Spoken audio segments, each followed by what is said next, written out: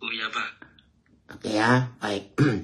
Terima kasih untuk komunitas orang-orang percaya yang Tuhan Yesus pakai untuk memberkati dunia ini. Ya, kita akan belajar hari ini temanya hidup yang diubahkan. Saudara, saya akan mengatakan kalimat pertama ini dan pasti akan membuat saudara kaget, ya. Tapi jangan kaget terus, ya. Kenapa? Ketika Tuhan punya tujuan utama, ya. Saya ulangi, ketika Tuhan punya tujuan utama dalam hidup kita ini, yaitu untuk terus mengalami perubahan demi perubahan di dalam seluruh keadaan kita. Ternyata setan tidak suka dengan prinsip perubahan ini. Kenapa? Ya karena setan si jahat itu selalu merusak. Catat ini. Si jahat, si setan itu selalu merusak apa yang Tuhan kerjakan. Nah, yang menyedihkan, cara setan merusak justru dengan agama. Catat baik-baik. Bagi yang belum pernah mendengar hal ini, jangan marah dulu. Lu kenapa agama? Tunggu dulu. Saudara, tujuan utama Tuhan menyelamatkan kita manusia ini, tujuan utamanya ya, itu bukan dijadikan umat beragama. Tujuan utama Tuhan menyelamatkan kita supaya kita ini menjadi wakil-wakilnya di dunia dan kita diubah menjadi sama seperti dia. Nah, itu tujuan utamanya. Maka itu ada keselamatan, ada penginjilan, ada kuasa Roh Kudus. Itu karena Tuhan ingin kita menjadi sama seperti dia. Kita semua tahu Kejadian 1 ayat 26. Bahwa ketika manusia belum diciptakan, belum dilahirkan, ternyata Bapak sudah punya konsep, sudah punya tujuan. Bahwa kita manusia ini dijadikan serupa dan segambar dengan dia. Perhatikan, bukan mirip. Kalau cuma mirip, Tuhan gak perlu repot-repot menjadi manusia, mati, dikuburkan, dibangkitkan, naik ke surga, akan datang kembali. Gak perlu. Kalau sekedar kita cuma mati masuk surga. Tapi Tuhan ingin saudara dan saya itu menjadi sama seperti dia. Sehingga di bumi ini dipenuhi orang-orang benar yang dibenarkan. Perhatikan, sehingga di dunia ini dipenuhi orang-orang benar yang dibenarkan oleh kuasa pengorbanan Tuhan Yesus. Nah, ketika setan tahu bahwa Bapa di surga ingin merubah kita menjadi sama seperti dia, maka dia kacaukan, dia abrak-abrik rencana ini sehingga mereka menciptakan agama Katolik, agama Protestan, agama Kristen, Kristen Advent, Baptis, ya Kristen Pentakosta, Kristen apa lagi. Dan setan berhasil. Maka itu, woi, ini saudara saya, anak saya dari Amerika, dari Las Vegas, dari München, Jerman, puji Tuhan, kumpul semuanya untuk belajar. Nah, akhirnya manusia-manusia yang sudah diselamatkan oleh karya pengorbanan Tuhan Yesus yang sempurna itu dibuat sibuk untuk sekedar beragama. Akhirnya melenceng jauh dari rencana Tuhan itu. Dan apa kesibukan umat beragama? Ibadah. Hanya di ibadah sibuknya. kelihatan rajin, hebat baca Alkitab, kelihatan doanya berjam-jam, doanya panjang, puasanya luar biasa. Lalu agama-agama itu menciptakan identitas yang hanya di fisik, yang dilihat mata. Jubah-jubah, tutup kepala, ya, dengan warna-warni, dengan model yang macam-macam. Saudara perhatikan, bukan itu, ya, bukan itu yang Tuhan mau. Tolong catat. Yang Tuhan mau adalah saudara dan saya menjadi sama seperti Yesus. Bukan sibuk melakukan ritual keagamaan. Coba lihat. 4 Injil, Matius, Markus, Lukas, Yohanes, yang ditentang, yang dilawan, yang dimarahi, yang dimaki-maki dengan kata celakalah kamu oleh Tuhan Yesus. Itu justru orang beragama. Wih, pokoknya Tuhan Yesus itu kalau ketemu orang beragama, sengitnya luar biasa. Heran saya. Dan memang itu. Berapa kali dia tegur mereka dengan jubah-jubah keagamaannya itu. Hei kamu, keturunan ular beludak bun. Kamu tidak beda seperti kuburan yang dicat, diberi hal-hal yang bagus di luarnya. Tetapi di dalamnya berisi kematian yang busuk. Itu orang beragama. Kamu doa di perempatan-perempatan jalan supaya dilihat oleh orang. Saudara ingat 4 Injil isinya cuma kemarahan Tuhan Yesus kepada orang-orang beragama. Seharusnya saudara dan saya di generasi ini mengingat kembali. Kita harus berubah. Maka itu tema hari ini, hidup yang diubahkan. Nah, hal kedua, setelah setan merusak prinsip utama menjadi murid Yesus, supaya saudara dan saya menjadi sama seperti dia. Wah, kalau ngaku nggak dir, mana saja ini.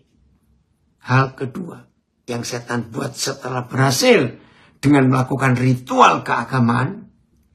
Catat hal kedua, maaf ya. Jangan kaget dan jangan tersinggung dulu. Setan menawarkan mujizat. Wih, pasti kaget lagi. Saudara, mujizat itu musuh perubahan. Catat.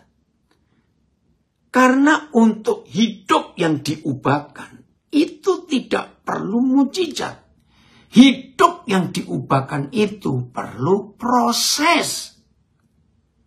Catat ya. Nah, musuh utama proses itu mujizat. Pasti kaget yang baru pertama kali dengar. Saya juga berapa puluh tahun yang lalu ketika Papa memberitahu saya, hati-hati Daniel dengan mujizat. Wih, saya kaget. Bukankah 90% lebih yang mengaku Kristen, apalagi yang Pentakosta karismatik, maunya mujizat melulu. Saudara perhatikan, gak ada konsep itu dalam hidup Tuhan Yesus. Saudara dan saya harus hidup melewati proses, bukan melompati proses dengan kendaraan mujizat. Mujizat itu kalau arti sehari-hari instan, sekali aduk jadi. Nah, Tuhan gak mau begitu. Ada proses. Lihat sejak awal penciptaan. Semua yang ada di alam semesta ini hanya jadi hanya karena firman. Berfirmanlah Yahweh, berfirmanlah Yahweh, jadi ini, jadi itu, semua jadi. Tapi ketika manusia harus dilahirkan, tidak ada mujizat. Bapa di surga dengan tangannya membentuk Adam, membangun Hawa. Lihat, nggak ada mujizat, ada proses. Coba kita renungkan. 33 tahun usia Tuhan Yesus secara kurang lebih. Tepatnya nggak ada yang tahu. Hanya 3,5 tahun Tuhan kita melakukan pelayanan. Nah, yang 30 tahun itu ngapain? Pernah nggak saudara berpikir akan hal itu? Ngapain yang 30 tahun itu? Ternyata Papa nggak suka mujizat. Walaupun Papa bisa bekerja. Jangan kaget dulu ya. Ya, yang suka mujizat pasti tersinggung kalau saya sampaikan ini. Ayo, jangan keluar dulu ya. Yang kaget dengan nggak ada mujizat, tunggu dulu. Nanti saya akan tunjukkan ayat-ayatnya. Kalau saudara sekarang keluar karena tersinggung, rugi besar. Justru saudara nggak akan mengalami proses itu. Ayo hari ini, betul ada yang komen itu. Saya nggak tahu siapa ini. Betul Pak, adanya proses kita bisa bertumbuh dan berakar dengan kuat dan teguh. Terima kasih Tuhan Yesus. Salah satu hal yang saya lakukan setelah mengenal firman ini. Saya paling tidak suka. Setelah saya menyampaikan firman, lalu nantang orang untuk maju ke depan. Altar call istilahnya. Catat baik-baik, itu tidak ada di Alkitab. Itu adanya di gereja Amerika. Jadi gereja Amerika itu gereja mujizat paling banyak merusak kekristenan di dunia. Itu dari Amerika. Altar call, maju ke depan.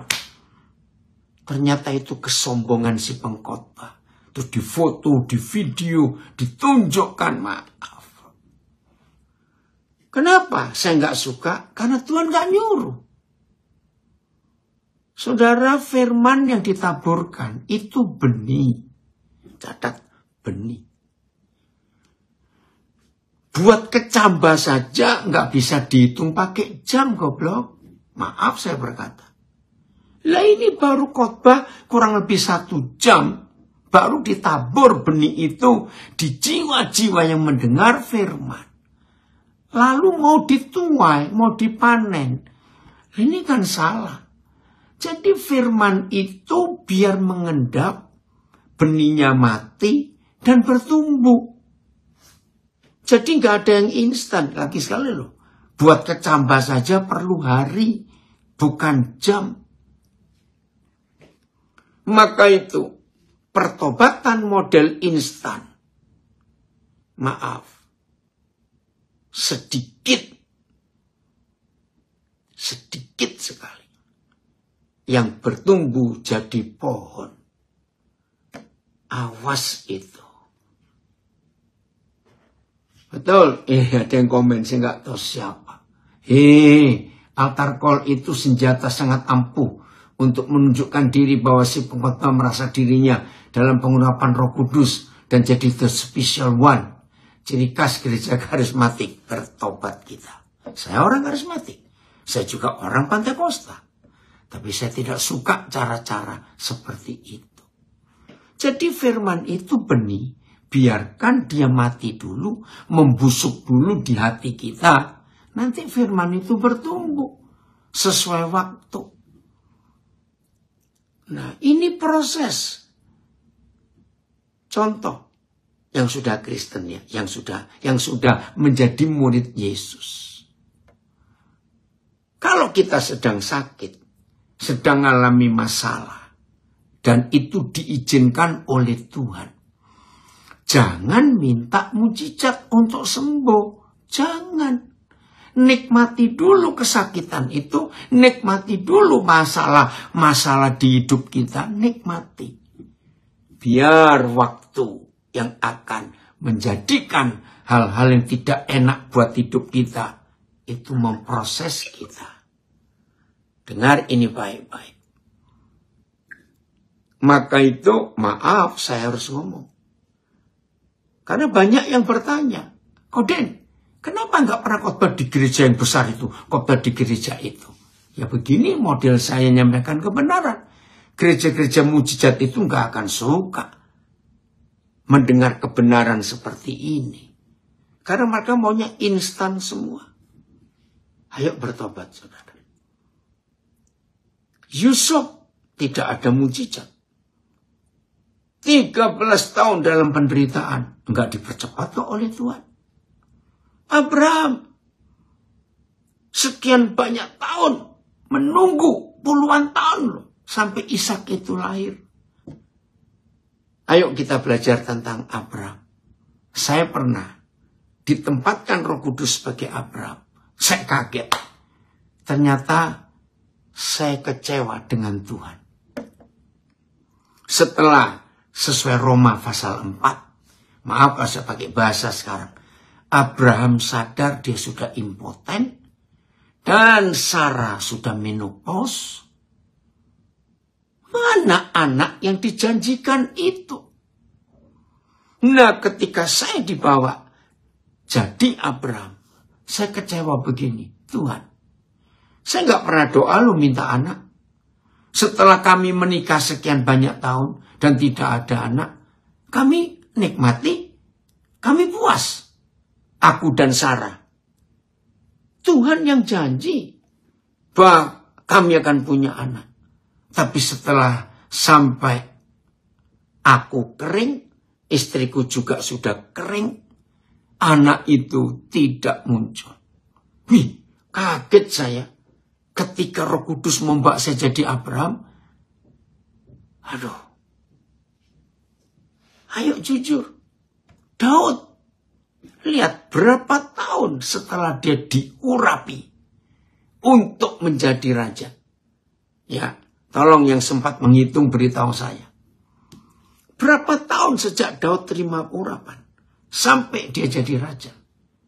Dan ingat, Daud gak pernah minta loh. Tuhan tolong jadikan aku raja. Oh Tuhan tolong. Daud gak pernah minta. Mikir aja enggak. Dia anak yang terbuang. Kakak-kakaknya aja benci dia. Tuhan yang pilih. Ternyata justru setelah Daud terima urapan, maka yang dia alami adalah penderitaan, saudara.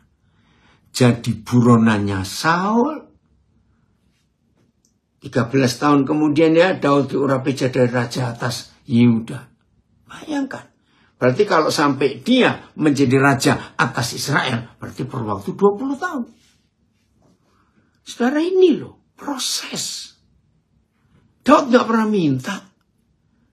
Saya pernah dibawa, kalau saya jadi Daud saya kecewa. Tuhan, untuk apa? Kalau terima pengurapan dan panggilan pilihanmu atas aku menderita seperti ini untuk apa? Bayangkan. Jadi hati-hati dengan mujizat. Ayo kita bertobat. Renungkan 2 kegagalan kita untuk mengalami hidup yang diubahkan. Yang pertama, kita dibuat sibuk melakukan ritual agama Kristen. Doa pagi, doa siang, doa sore, doa malam. Saya sering ngomong ini di banyak gereja. Saya tanya, saudara-saudara, kalau kita bisa doa pagi, kita bisa doa siang, kita bisa doa sore, kita bisa doa malam, itu buat Tuhan baik enggak? Hampir 100%. Gereja yang saya tanya itu jawabannya, oh Tuhan suka. Goblok. Tuhan gak suka tahu. Nah kalau kamu doa pagi, doa siang, doa sore, doa malam, kapan kerjanya? Itu loh orang-orang model-model mujizat, perampok-perampok kerajaan surga. Hanya doa, minta sukses, minta berkat. Punya hutang tidak berdoa, tidak bekerja. Tapi doa di menara doa, sembunyi, HP dimatiin. Lah yang nagih hutang kan gak bisa ngubungi. Maaf. Saudara, stop. Jadi kalau saudara kebanyakan doa, Tuhan tuh malah gak suka.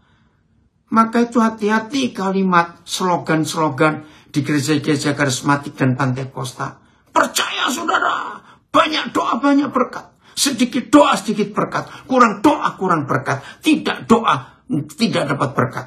Minta semua kono. Itu orang Surabaya kalau ngomong, maaf. Stop. Kita harus mengalami proses untuk diubahkan. Nggak ada yang instan. Ayo kita mikir Maria. Nah ini kembali Yesus yang 30 tahun nganggur, saudara. 30 tahun. Hanya satu kejadian yang tertulis di 4 Injil. Yaitu Lukas. Lukas 2. Ketika Yesus umur 12 tahun. Mau ada yang komen dari Siantar. Jangankan gereja besar. Gereja kecil saja banyak yang agamis. Ya, sebenarnya pendetanya takut kalau jemaat jadi cerdas dan mendengarkan apa yang diajarkan sekarang. Betul, nak? Saudara Maria. Maaf ini. Kalau Tuhan punya otak bisnis. Ya, ini maaf, ini logika saya. Nggak setuju, nggak apa-apa. Karena memang nggak ada ayatnya. Ini cuma logika bisnis. Ya, logika orang Chinese, orang Tionghoa. Kalau Tuhan orang Tionghoa, maka waktu umur Yesus akan dibalik. Begitu lahir, umur 3,5 tahun, Tuhan Yesus mulai khotbah. Dan kemana-mana buat mujizat. Supaya 30 tahun, wah, dia menggemparkan dunia. Untung Papa di surga tidak punya otak bisnis. 30 tahun nganggur, hanya 3,5 tahun yang aktif. Kan rugi. Saya pernah mikir begini, saudara. Kalau Tuhan buat mujizat, Maria hamil hanya 3 bulan, terus Yesus lahir, umur 3 minggu tumbuh gigi lengkap, umur 1 bulan Yesus berjalan, umur 2 bulan Yesus khotbah. Wow. Ayo jujur. Bisa nggak Tuhan buat begitu? Bisa. Dia maha kuasa. Tapi tidak. Maka itu angka 30. Pak Pendeta dari New York. Raffi. Sampai ketemu ya nanti. Lihat. Yang Papa buat atas hidup Yesus. Prosesnya normal. Maria mengandung 9 bulan sekian hari. Walaupun gak ada catatannya. Tapi lihat. Lukas menghitung. Awal kandungan Maria. Elizabeth sepupunya mengandung 6 bulan. Lihat itu. Lukas itu teliti soal angka-angka umur. Karena memang dia dokter. Wih, dari Lampung. Iya, bersyukur sering mendengar pengajaran seperti ini. Jadi paham, bukan hanya berdoa tapi bekerja, yaitu melayani. Betul. Jadi kalau kita punya hutang jangan didoakan. Kerja, bayar hutang itu. Ayo. Ini yang Tuhan ingin kita berubah. Oi, dari Singkawang hadir. Puji Tuhan. Betul ya nak, ini hamba Tuhan. Taufan, kamu sar gimana? Papa lupa ini. Ya. Jadi siap yang mengalami perubahan, mengalami proses dalam hidup. Jadi Tuhan Yesus lahir, nangis. Saudara, waktu saya mengajar sekolah minggu. Tentang Ibrani 2 dan Ibrani 4. Nggak usah dibaca ya karena waktu. Di Ibrani 2 dan di Ibrani 4 ada tulisan. Bagaimana Tuhan Yesus itu menjadi manusia normal 100%. Dia tahu rasa lapar, dia tahu nangis itu apa, disakiti itu apa, dikecewakan itu apa, dia tahu. Nah saya ngajar itu di kelas remaja, kelas 6 SD. Pokoknya anak-anak, Tuhan Yesus sudah diizinkan dan bisa mengalami semua yang manusia alami dalam penderitaan. Saudara dengar loh. Maka itu saya bersyukur. Pernah jadi guru soal minggu hampir 14 tahun. Ternyata saya belajar banyak. Dari Tulungagung, Ngunut. Proses sama dengan sakit karena diubahkan. Menikmati proses sama dengan menikmati ketidaknikmatan dengan senikmat-nikmatnya. Ini proses. Lalu ada seorang anak, saudara, angkat tangan. Om, saya tanya, apa? Dengar baik-baik. Saudara, kalau nggak pernah jadi guru soal minggu, nggak mungkin bisa ngajar dengan cara yang saya lakukan sampai hari ini.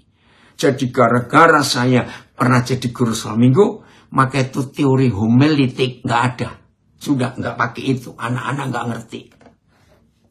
Tiba-tiba seorang anak ini angkat tangan, Om, Tuhan Yesus pernah sakit gigi nggak? Saya kaget. Saya nggak pernah kepikir loh, saudara. Tapi saya minta saudara jawab, yang sudah gede-gede, sudah tua-tua ini. Kira-kira saudara berani berkata, Tuhan Yesus pun pernah sakit gigi? Saudara, saya jawab, pernah nak. Wih, terus anak itu senyum. Ternyata dia sering sakit gigi. Bayangkan, saudara. Aduh.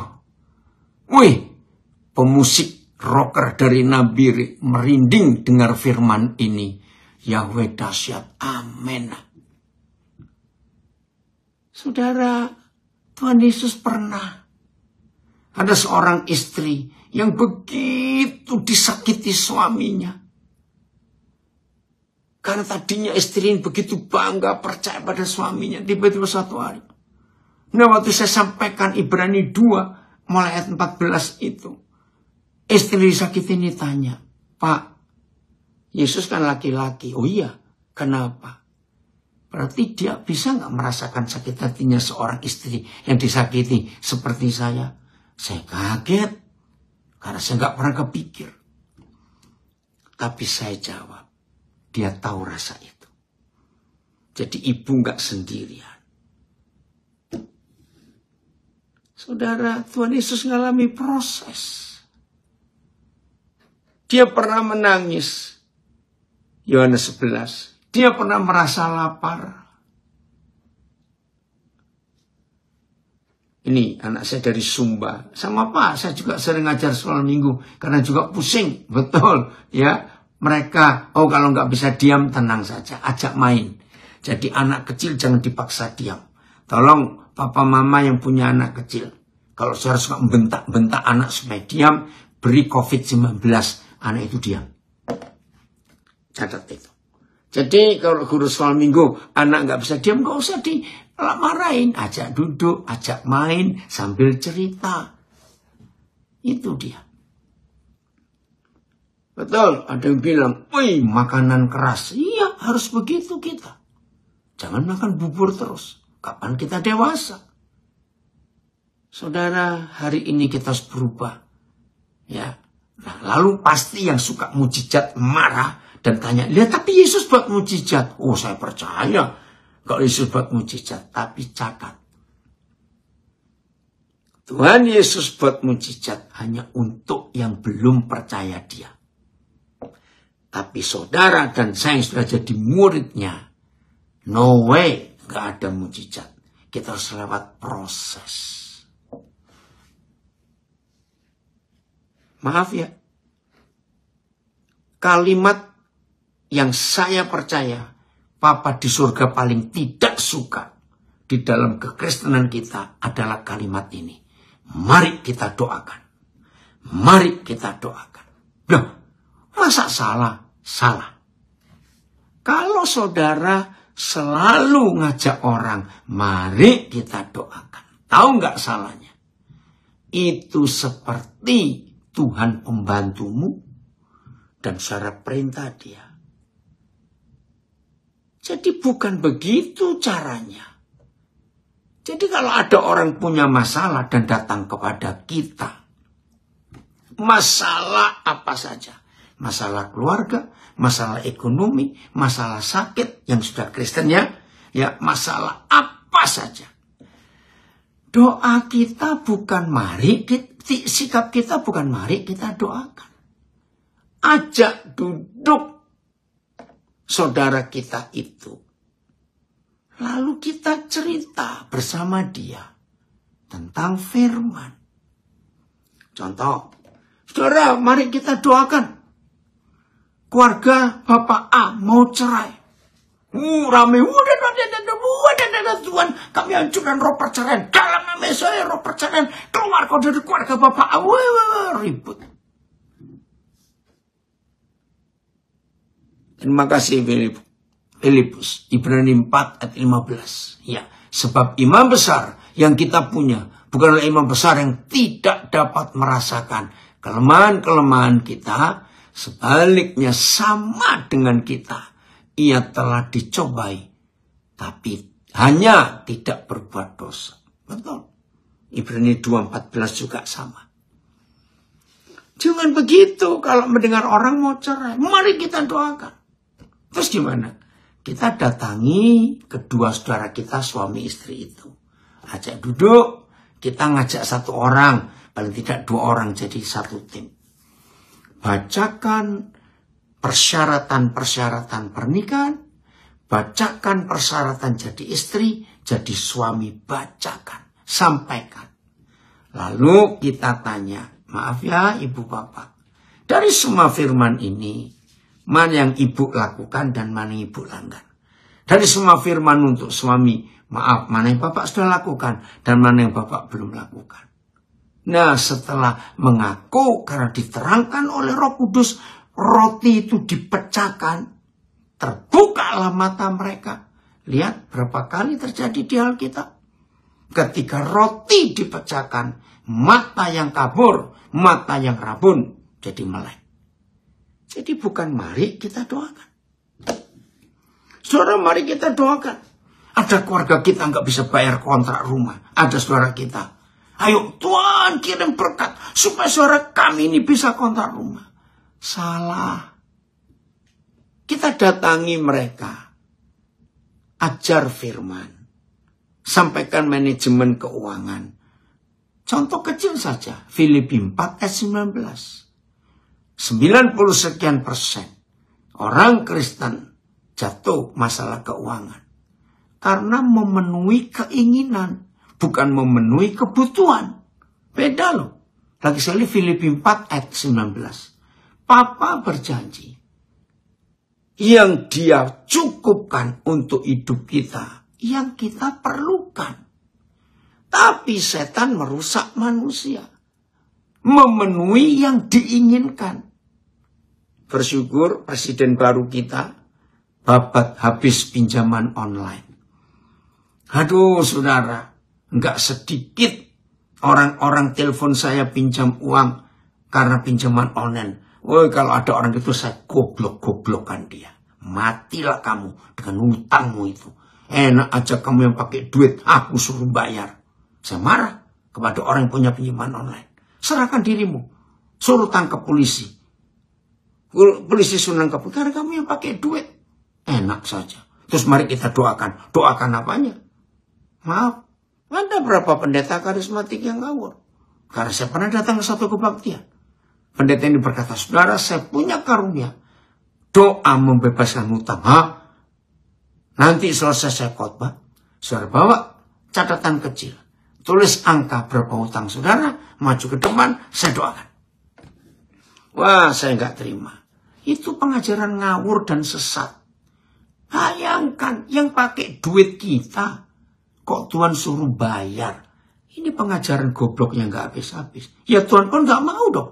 Kita yang pakai duit, kok Tuhan suruh bayar? Bertobat, saudara. Jadi pinjaman online diberantas habis oleh presiden baru kita. Ternyata nggak sedikit pejabat, anggota DPR, MPR, polisi. Jahat pinjaman online itu. Hati-hati yang kerja ke Myanmar. 99% kalau ada orang muda Indonesia kerja ke Myanmar, itu pasti jadi operatornya judi online. Hati-hati. Ayo, kita berubah.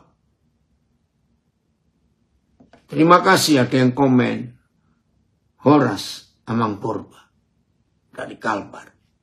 Saya belajar psikologi bukan dari kampus, tapi dari Alkitab. Jadi bertobat saudara yang terikat judi online. Jangan berdoa. Jangan minta bayar utang, tanggung jawab sendiri. Bersyukur presiden baru kita luar biasa. Jadi kalau ada orang yang minta datang kepada kita masalah kontrak rumah, bukan didoakan, tapi dilayani. Diperiksa manajemen keuangannya bagaimana, suruh bertobat. Karena kalau kita rajin, nggak mungkin sampai terjerat hutang, nggak mungkin. Jadi ayo mulai hari ini, semua kita nikmati proses. Betul ya? Nikmati proses. Itu indah sekali. Kita lihat Yohanes 15 ayat 9. Yohanes 15 ayat 9. Kita lihat ayat ini. Ya itu, sebentar Filipus. Ini, oh ya udah, oke. Ayat 9-nya Yohanes 15. Seperti Bapa telah mengasihi aku. Maaf, kalau ada yang tidak setuju cara saya menguraikan ayat ini, nggak apa-apa. Ya, saya terima. Tapi dengarkan dulu. Seperti Bapa telah, bukan akan, mengasihi aku, mengasihi Tuhan Yesus. Demikianlah juga aku, Tuhan Yesus, telah mengasihi kita. Titik, koma. Tinggallah di dalam kasihku itu.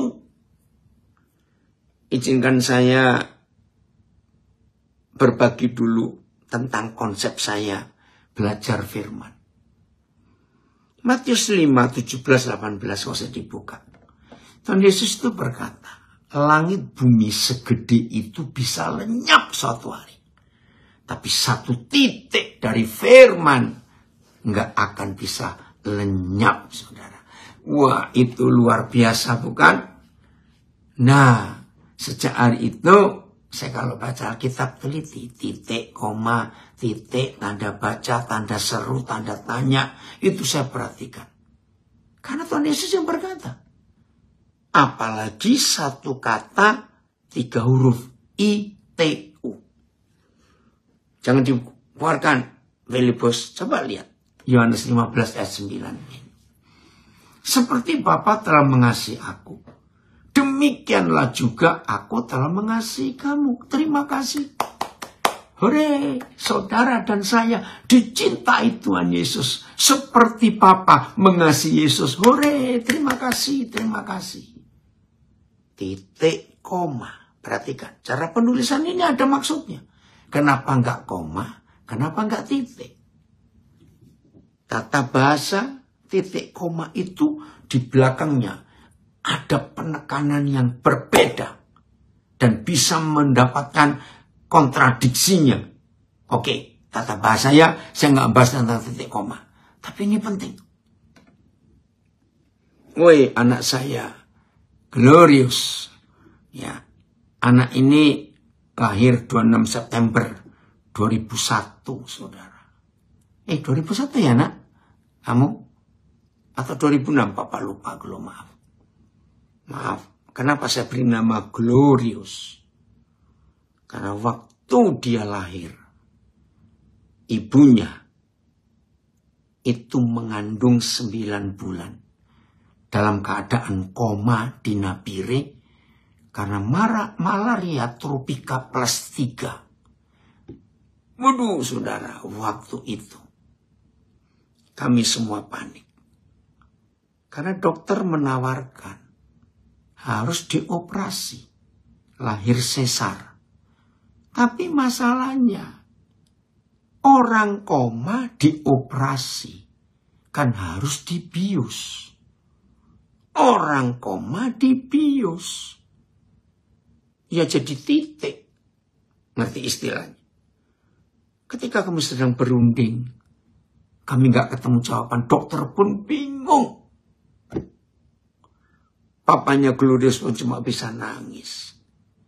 Dalam keadaan seperti itu, dia lahir, saudara. Wah, gempar. Bayangkan, orang yang sadar saja nggak koma. Untuk melahirkan kan perlu tenaga. Untuk mengejan, bahasa Jawanya ngeden, supaya bayi ini keluar. Dengan pertolongan Tuhan, anak ini lahir. Ibunya masih koma. 3 hari kemudian, ibunya dipanggil Tuhan. Dan dia adalah martir pertama buat kami di Napire. Dia guru pionir. Guru pertama TK yang berpola asrama. Tuhan luar biasa. Wih. Saudara, maka itu kita harus hati-hati dalam hidup kita. Ya. Ada yang tanya, Opa, izin bertanya. Bagaimana cara berpikirnya? Bagaimana kalau yang kita rasa kok berkat terus. Jadi takut. Kok kita rasanya. Apakah ini tanda Tuhan tidak menyertai? Karena tidak mengalami seperti Daud dan Abraham. Loh, kalau itu ada berkat Tuhan ya nggak apa-apa. Tapi jangan memaksa Tuhan hanya untuk memberkati. Tidak ya. Jadi tunggu Tuhan. Nah saudara, itulah arti nama Glorious buat anak ini. Hebat sekali. Ada yang tanya lagi, apakah pengejar berkat atau pengejar mujizat sama seperti orang Israel di padang gurun? Pas nggak dikasih mujizat, nggak kasih berkat, langsung kecewa, marah, dan protes sama Tuhan. Iya, karena mereka sedang diproses 40 tahun tapi nggak mau terima. Itu dia dari Lampung. Benar, Yesus mengalami mujizat bangkit ke surga karena sudah berproses. Bagaimana Yesus sampai di kayu salib, betul. Ayo Yesus jadi teladan. Oke Rondi, kakek senang sekali kamu sudah bangun pagi-pagi. Saya ini dipanggil opa, kakek, opung, macam-macam. Bahkan saya sudah dikaruniai 5 cicit loh saudara.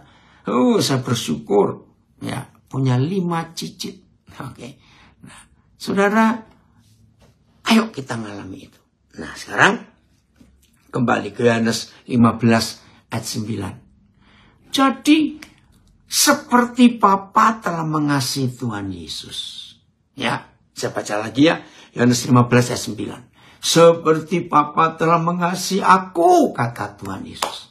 Demikianlah juga aku telah mengasihi kamu. Titik, koma, perhatikan. Senang sekali saudara. Pertama saya baca ayat ini. Saya senang dikasihi Tuhan Yesus. Seperti Bapa telah mengasihi Yesus. Tiba-tiba Roh Kudus bilang, stop Daniel. Jangan bersuka cita dulu. Loh kenapa? Disayang Tuhan kok nggak boleh. Kamu nggak teliti bacanya. Tinggallah di dalam kasihku itu. Kasih yang apa? ITU. 3 huruf membentuk satu kata. Tinggallah di dalam kasihku yang itu, Daniel. Iya, saya tahu. Kasih di mana Papa mengasihi Tuhan Yesus. Saya senang sekali. Tunggu, kamu nggak ngerti. Lo nggak ngerti gimana Tuhan? Sudah jelas itu loh. Tinggallah di dalam kasihku itu. Ya saya senang dong. Karena saya dikasih Tuhan Yesus seperti Tuhan Yesus dikasih Papa. Kan luar biasa bukan? Saya tetap tidak ngerti. Sampai sekian kali saya lupa. Tuhan Yesus jelaskan. Daniel, lihat. Tinggallah di dalam kasihku itu. Mike, ini anak saya sudah lama gak muncul. Dia tulis di VMD. Aku mengasihi kamu sama seperti Bapak mengasihi aku. Tetaplah tinggal di dalam kasihku. Oke. Tiba-tiba Roh Kudus menyadarkan saya syok. Catat baik-baik. Tuhan Yesus mengasihi kita sama seperti Bapa mengasihi Tuhan Yesus. Saudara lihat. Kasih Bapa kepada Yesus nggak cuma elus-elus, peluk, digendong, diciumi. Enggak. Kasih Bapa kepada Tuhan Yesus, klimaksnya. Bapa mengizinkan anak kesayangannya dihancurkan, dicambuk, dimahkotai duri, dipaku sampai mati. Hah? Saudara lihat ini. Ini hidup yang diubahkan. Kasih Bapa kepada Tuhan Yesus. Itu, maaf saya pakai istilah, yang gak setuju gak apa-apa. Karena memang gak ada ayatnya. Tapi hanya untuk memperjelas. Bentuk kasih Bapa kepada Tuhan Yesus, kalau saya temukan, adalah bentuk kasih yang sadis. Bagaimana tidak sadis? Ketika film The Passion of Christ muncul ke dunia, karena Mel Gibson, aktor Australia ini, mendapat pewahyuan dari Roh Kudus. Mel, kata Roh Kudus, buatkan sebuah film tentang Yesus. Mel Gibson ngomong, ini kisah nyata. Sudah banyak Tuhan film tentang Yesus. Hollywood mengeluarkan banyak film tentang Yesus dari zaman Ben-Hur. Betulnya, banyak. Tapi Roh Kudus minta Mel Gibson dengan spesifik.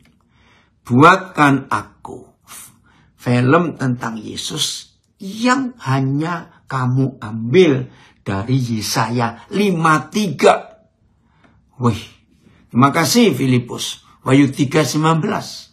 Barang siapa aku kasih, ia ku tegur dan ku hajar. Sebab itu relakanlah hatimu dan bertobatlah. Betul. Luar biasa. Yang disayang justru diajar dan ditegur. Tuhan, Engkau luar biasa. Maka itu adegan pertama, scene pertama di film The Passion of Christ itu di Getsemani, bukan di Bethlehem. Yang belum nonton cari, ada banyak kok di sosial media, di YouTube ada, Netflix ada, The Passion of Christ. Saudara, sampai hari ini ampuni saya nggak pernah selesai nonton film itu. Saya nggak tahan. Ketika melihat Yesus dicambuk. Dan saudara baca sejarahnya. Pemeran Yesus mengalami perjumpaan yang luar biasa. Dan film itu syutingnya sempat terhenti beberapa hari. Karena luka yang dialami itu luka beneran. Aduh, luar biasa. Haleluya. Woi, nak, Papa senang sekali loh. Andoko pangarso. Ada lagi Papa senang. Salam buat suci ya. Sekarang ini proses. Sama seperti Bapa telah mengasihi aku, kata Tuhan Yesus. Demikian pula aku mengasihi kamu. Tinggallah kamu di dalam kasihku itu. Jadi, ini kasih yang sadis. Saudara dan saya diminta oleh Tuhan Yesus untuk mengalami proses. Supaya saudara dan saya bisa menyelamatkan banyak orang. Seperti Tuhan Yesus menyelamatkan kita. Ini tujuan proses itu. Ini tujuan hidup yang diubahkan. Percuma kalau kita minta diubahkan dengan mujizat. Oh Tuhan, karakterku. Saya beri contoh. Suatu hari ada di antara saudara berdoa. Begini, Tuhan, aku capek jadi pemarah Tuhan, capek. Aku juga malu, emosiku ini cepat naik. Aku ini sumbu pendek Tuhan, istilahnya orang timur. Apa itu sumbu pendek?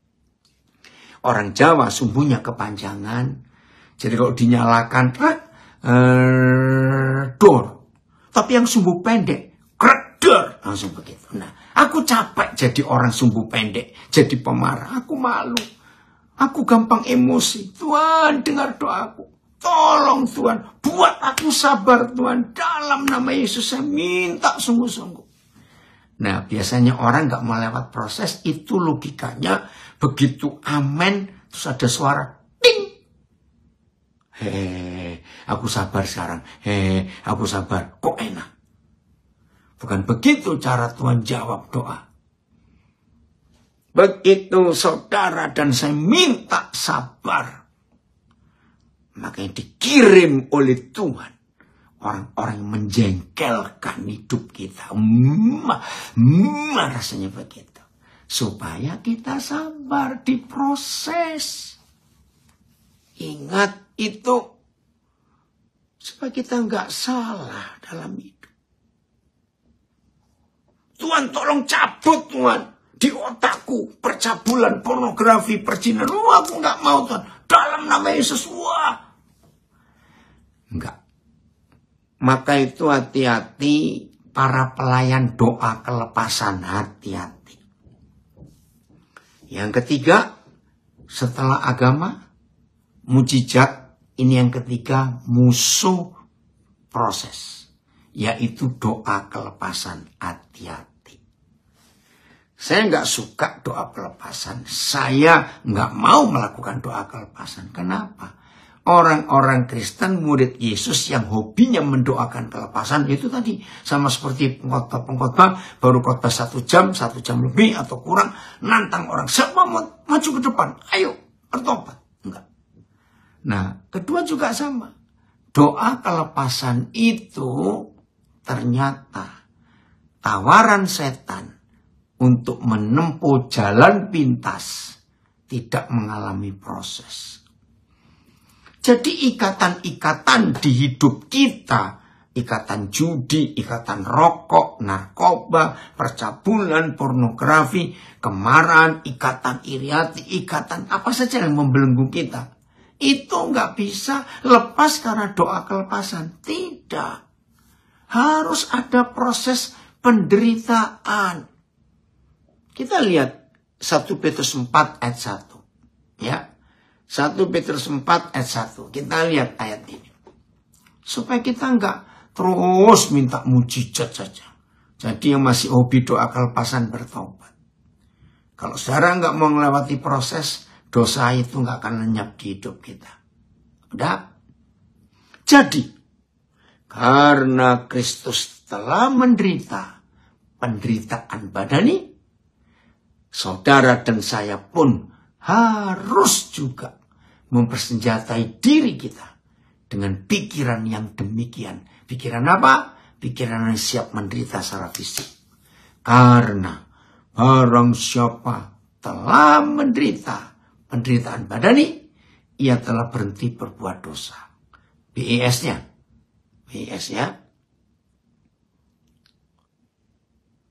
Karena Kristus sudah menderita secara jasmani, kalian juga harus memperkuat diri dengan pendirian yang seperti itu.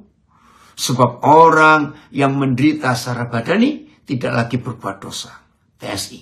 Jadi, karena Kristus sudah menderita untuk kita ketika dia hidup sebagai manusia biasa di dunia ini, hendaklah kamu menguatkan diri dengan pikiran yang sama seperti pikiran Kristus.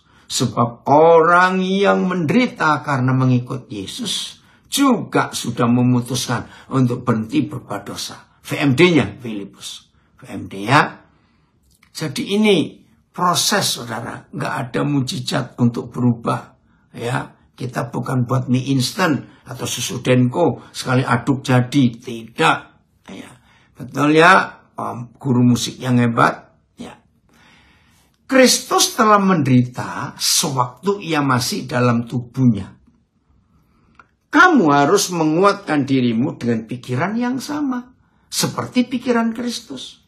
Orang yang telah mengalami penderitaan dalam tubuhnya tidak lagi berbuat dosa. Jadi nggak ada doa kelepasan. Nggak ada. Melepaskan dosa bukan seperti operasi amandel, operasi tumor. Enggak. Tinggal motong, selesai. Tidak. Perlu proses. Kejahatan-kejahatan kita ini perlu diproses. Hidup kita, shalom, anak saya hebat. Anak kamu di Denpasar atau Singaraja? Bapak lupa Petrus. Ya, betul. Seorang guru musik berkata, karena kesakitan, akan mengajarkan sebuah kebaikan dan kekuatan. Amin. Itu dia. Ya, betul. Jadi berarti bukan Tuhan Yesus bukan reinkarnasi dari Bapa, tidak, proses. Ya. Oke. Dari ngunut melihat orang yang mau lepas dari narkoba, mengalami penderitaan saat sakau, bisa melukai dirinya sampai kesakitan. Betul. Begitu lepas rokok, ya, lepas judi. Nggak enak semua. Tapi begitu siap menderita secara fisik, 3 hari aja pasti bebas. Nah, ini yang Tuhan ajarkan. Jangan lupa, tinggallah kamu di dalam kasihku yang itu. Kasih yang sadis. Aduh, terima kasih Tuhan. Untuk pengajaran yang luar biasa ini. Sebelum saya akhiri, saya beri kesempatan, ada nggak yang mau tanya? Wah, ini seorang pelatih kebugaran, pelatih Muay Thai, tinju Muay Thai, seorang coach kesehatan dari Nabire berkata begini, orang mau kurus saja, yang pengen kurus butuh proses, Pak, ya. Atur pola makan, jaga jam tidur, punya waktu untuk olahraga. Terima kasih, nak. Nah, ini seorang pelatih kebugaran ya dari Nabire. Hebat. Ada yang mau tanya? Silakan nulis. Kalau yang di Zoom mau langsung ngomong boleh. Yang di Facebook Instagram. Oh, ada. Ya, siapa? Ada di Zoom ini ada Pak Barat. Silakan Pak Barat. Pak Barat ya. Oke. Kan tadi Bapak bicara tentang proses. Ya. Nah, proses itu kan terkadang kan panjang. Apakah proses itu sampai seumur hidup kita beriringi Tuhan, Bapak? Iya. Tergantung ketaatan kita. Kalau suatu proses itu langsung kita taat, maka cepat selesai. Nah, yang nggak selesai-selesai itu yang suka ngomel. Israel itu nggak perlu 40 tahun kalau nggak ngomelan. Karena ngomel terus. Maka itu prosesnya lama. Padahal nggak selama itu seharusnya. Jadi Pak, yang merasa lama proses ya karena saudara ngomel terus.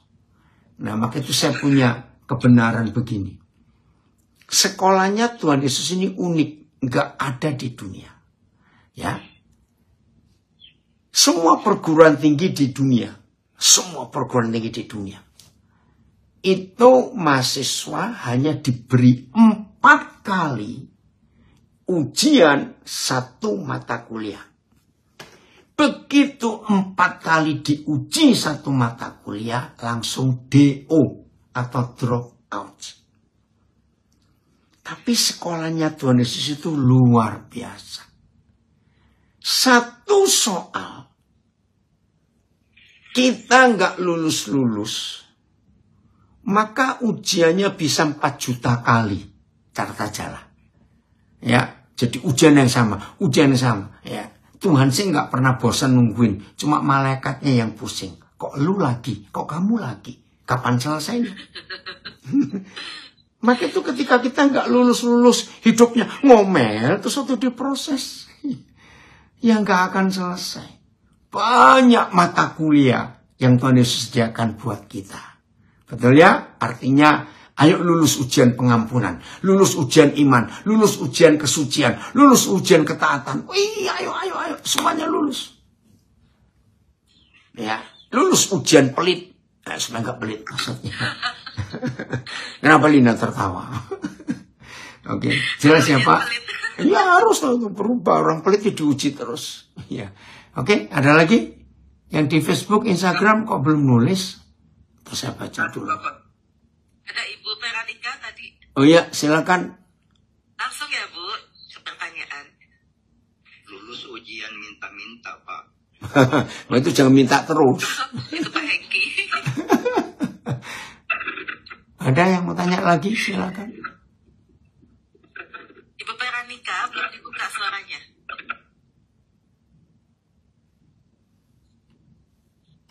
Oh, ya silakan Bu Veronica.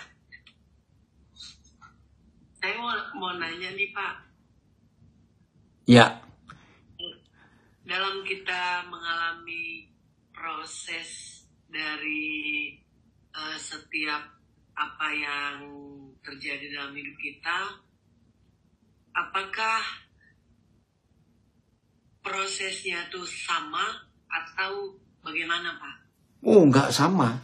Karena banyak yang Tuhan Yesus ingin capai di hidup kita. Ya. Kita sering nyanyi, ku mau sepertimu Yesus. Wow, itu prosesnya banyak. Coba ibu hitung. Setahu ibu Tuhan Yesus itu punya berapa karakter? Bisa 5 gitu. Nah ibu tanya, nomor 1 aku sudah punya belum karakter Yesus? Aduh belum. Nah diproses. Nomor 2, aduh belum. Kalau 5-5-nya belum semua, wah ibu sekolah nggak selesai. Maka itu cepat prosesnya. Asal ibu nurut. Begitu pula semua kita. Dari Nabi ada komen, aduh ngomel, makanya nggak selesai. Begitu jangan ngomel, saudara. Ucapkan syukur walaupun nggak enak. Yusuf itu loh, aduh diproses kayak begitu, tetap nikmat. Oke?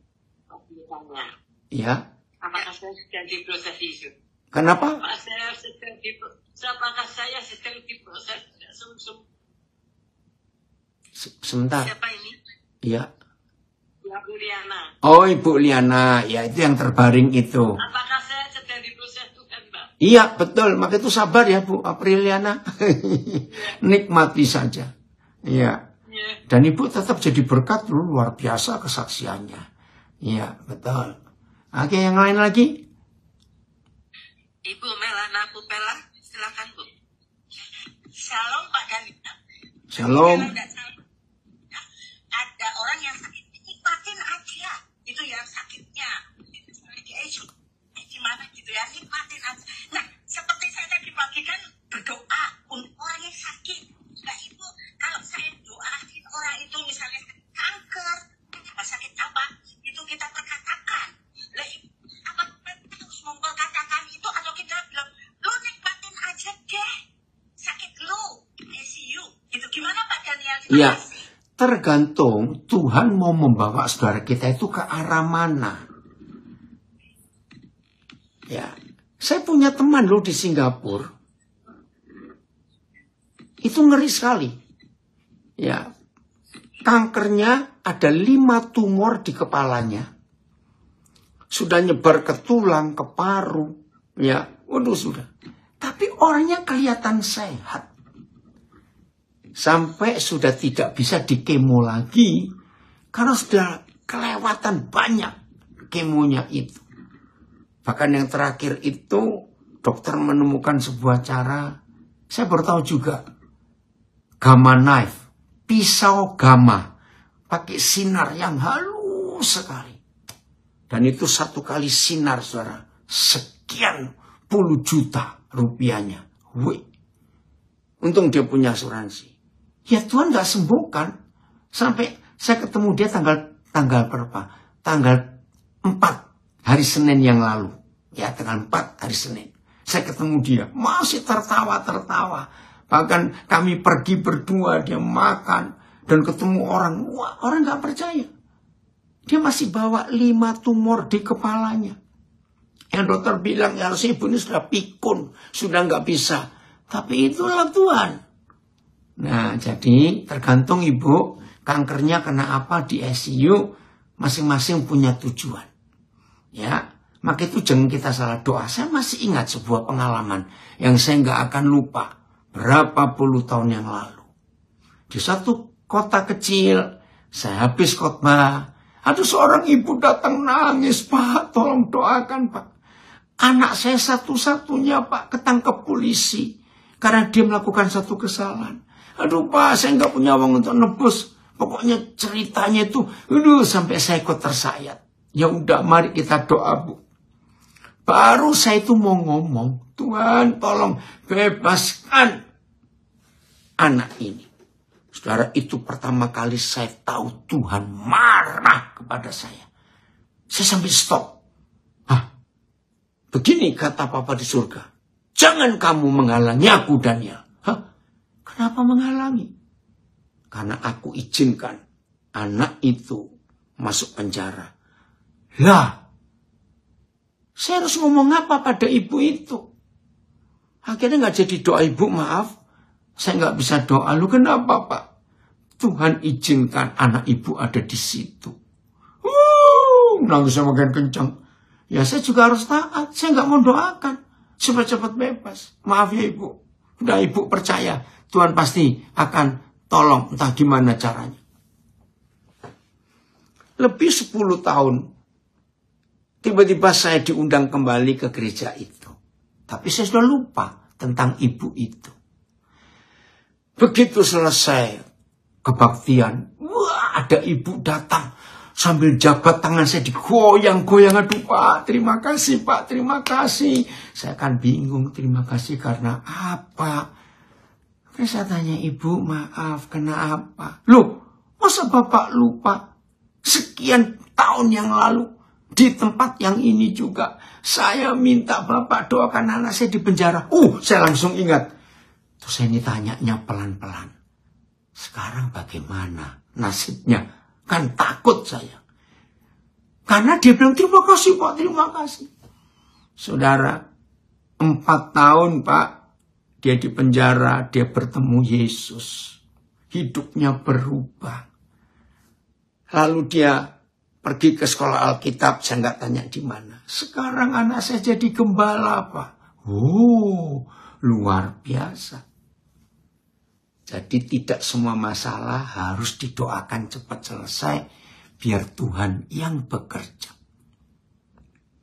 Oke Ibu, jadi yang ICU kena kanker juga. Ini minggu ini, dalam 2 minggu ini salah satu anak saya. Ada di RCM sekarang. Dia tadinya hanya ambil batu ginjal. 7 tahun yang lalu dia operasi, ginjalnya diambil 1. Tiba-tiba 3 minggu lalu berhasil dikeluarkan batunya begitu banyak di ginjalnya. Sudah mau pulang balik ke Nabire. Ternyata ditemukan tumor. Betul-betul kami berjuang. Ya Tuhan izinkan proses itu.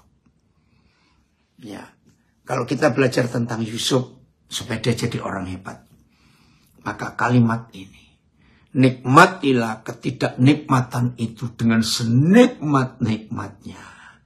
Maka saudara dan saya, dalam waktu yang tidak terlalu lama, kita diubah jadi sama seperti Yesus. Oke? Saya harus selesai, sudah 1:30 di sini. Den, ya. ada satu pertanyaan. Ya, silakan. Pak Edi Budianto di chat. Koden mohon dijelaskan lebih detail, maksudnya kalau menderita tidak berdosa lagi. Ya, oke, begini ya. Saya tahun 85 sampai tahun 87 diberi kepercayaan Tuhan melayani anak-anak yang terikat narkoba. Bayangkan tahun itu, nggak punya pengalaman sama sekali. Saya itu nggak tahu artinya sakau itu apa. Sampai setelah sekian tahun saya baru ngerti. Ya, ternyata orang-orang yang ingin lepas dari dosa, ikatan apa saja, itu harus menderita dulu. Coba nanti beri kesaksian yang terikat rokok. Itu buat saya contoh paling gampang. Semua kita yang ingin lepas rokok, tetapi tidak mau menderita, ya nggak akan lepas.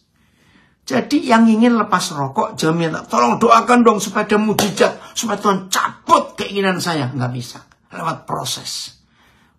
Berhenti merokok itu penderitaan, saudara. Ini menurut kata orang yang pernah merokok. Saya nggak pernah merokok. Seperti ditabut, ditarikin tulangnya, seperti mulutnya asam, kepalanya pusing. Nah, semua dosa, lepas dari perjinan juga sama. Ketika roh perjinan datang, inginnya berzina aja. Terikat judi, terikat alkohol, rasanya. Nah, ternyata, Pak Edi, kalau semua kita siap menderita, untuk 3 hari saja. Ya, lepas dari kesombongan juga sama. Nah, kalau saudara ingin lepas dari kesombongan, berdoalah. Tuhan kirim orang-orang yang mencobai aku, mengejek aku, memfitnah aku, nindas aku. Kok ketawa kenapa Ibu Lina? Maka itu prosesnya sakit, saudara. Jelas ya Pak Edi? Itu artinya menderita pasti berhenti berbuat dosa.